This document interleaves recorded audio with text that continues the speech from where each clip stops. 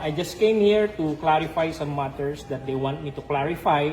And just to set the record straight, I am a duly commissioned notary public for the city of Las Piñas over a decade, no? And as I've said, as I've explained, the pinagsamang sinumpang salaysay is no ordinary affidavit, no? Okay? Actually, marami kasi siyang mga affiance, no? So I had to perform my notarial duties in accordance with the rules on notarial practice, and I told the NBI that everything was documented. All the competent evidence of identity were verified, no? And they confirmed to me that it is their voluntary statement. So I just did perform my notarial duties, no? And we should not shirk on our duties to explain or to authenticate our act whenever we are asked by public authorities. That's what I did today. They subscribed the pinagsamang sinumpang salaysay on my front, no? And I verified all their identities and I administered the oath as expected of me as a notary public. It is not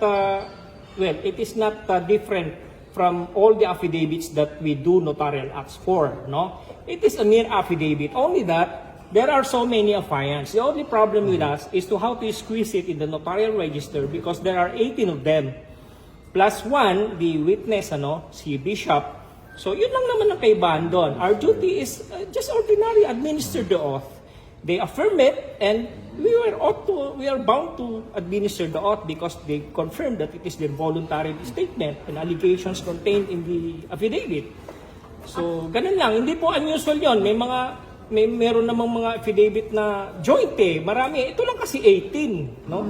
Ang notary public po, wala pong alam yan kung ano po yung nilalaman ng statement na yan or yung salaysay na yan. Ang trabaho po namin, alamin namin kung yun ay pinirmahan ng kusa, walang pangako, walang gantimpala, walang pera, hindi sila pinwersa. At kapag yan ay kinumpirma nila sa amin, i-administer namin yung oath nila.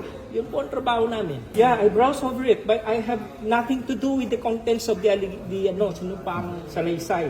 Hindi po namin trabaho yun. Basta sinasabi po nila, kusa po namin binigay ito at nakaharap kami sa iyo, ito po yung competent evidence of identity namin, kami po pumirma niyan, notaryuhan po namin.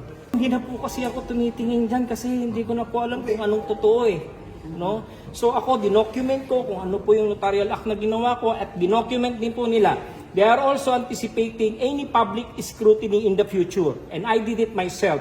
Dinocument ko po siya. I know that is going to be a public concern, that I may be subject to public scrutiny. So I also documented it and I'm ready to submit it before the office of the NBI. Ito po yung pagpapatunay na ako po hindi hausyaw na abogado, ako po may opisinang notarial office po. Ito po ay solemn duty po namin as notary public, no? We are officers of the court, so we have to protect the public interest about these public documents po. Actually, sinabi ko po sa NBI na dito po sa notary public ko, you can verify. Marami po akong libreng ninonotaryo dyan dito, hindi ko po siningil to. Bakit kanyo? Paano ko sisingilin yung mga yan? Ang dami nila, tapos notaryo, simpleng affidavit lang po. Yung mag-affidavit nga na magtatahon, nililibre ko Yeah, I know him, because he appeared to me.